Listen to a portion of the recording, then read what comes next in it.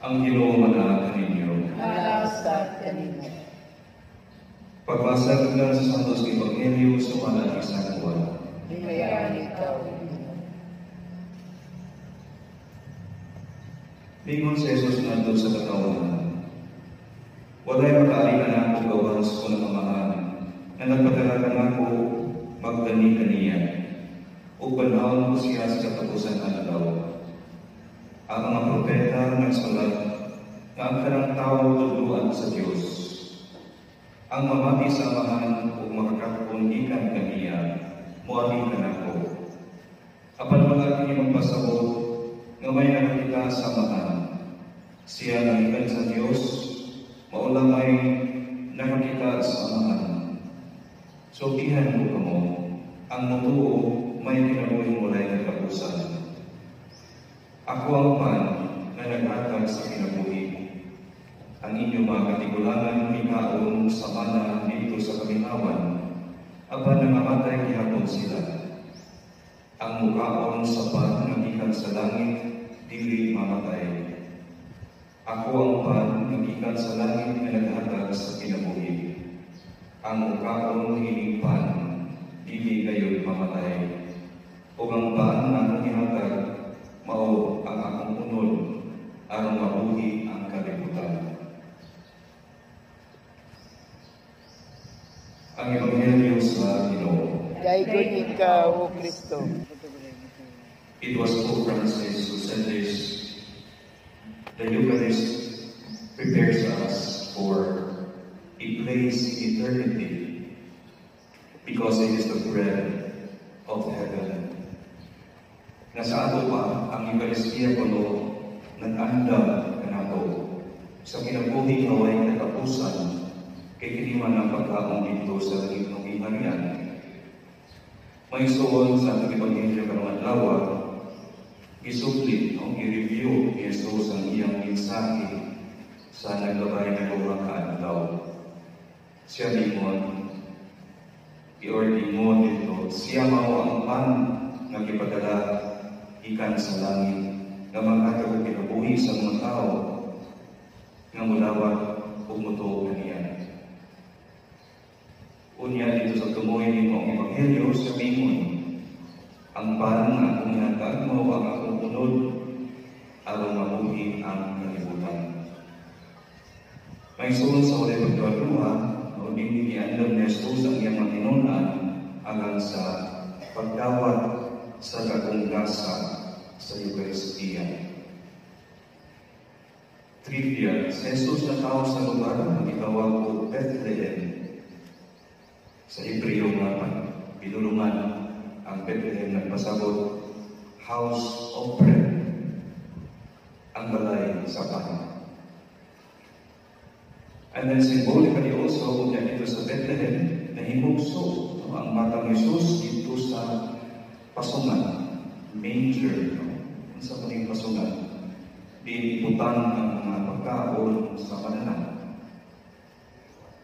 Klaro ka, na sugod sa sinugdanan, ipahilunan na sa krikasan ang kining Diyos na magpakatao, mahimong kalankon, mahimong pan, mahimong pagkaon sa kinabuhi sa katawhan.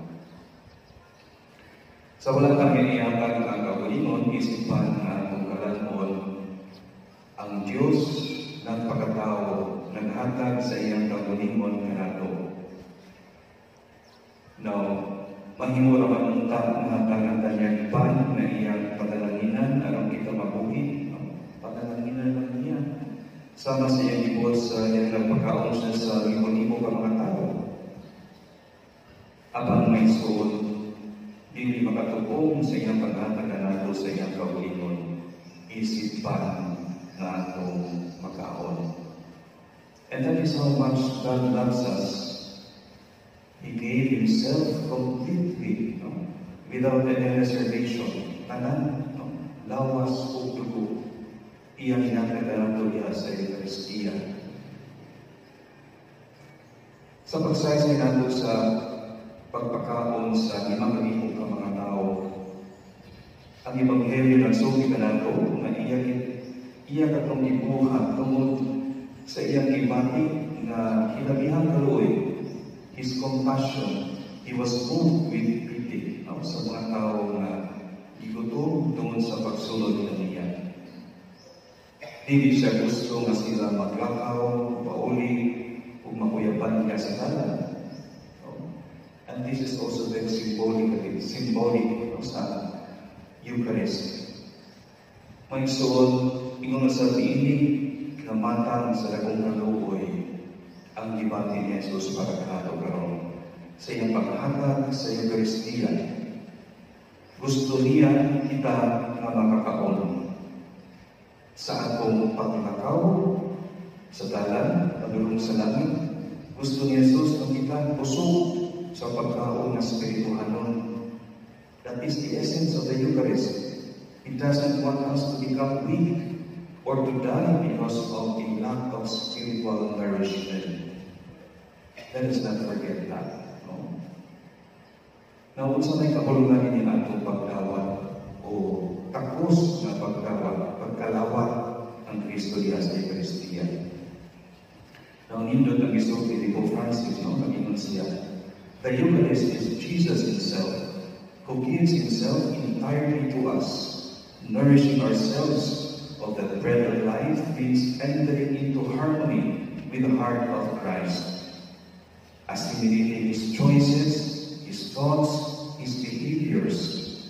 It means entering into a dynamism of love and becoming people of peace, people of forgiveness, people of reconciliation, of sharing in solidarity. Heaven begins precisely in this communion with Jesus. Ang Panginoon Francis. Musa ang ison atong iangko na sa atong kanunay na pagpangalawan. So, sa Santos na Misa, that in our frequent and worthy, let us not forget, is also very important. Ang atong worthy takos na pagdawat sa Holy Eucharist diya sa Misa, kita mahiusa sa gaong nga paagi sa atong Ginoong Hesus. Ang atong unang-una o kasing-kasing musibo noon sa unang-una sa pagbati ni Jesus. And we remember ang Eucharistia nag-aandam kanato sa kinabuhi kaway katapusan kay hindi man ang pagkaon dito sa daling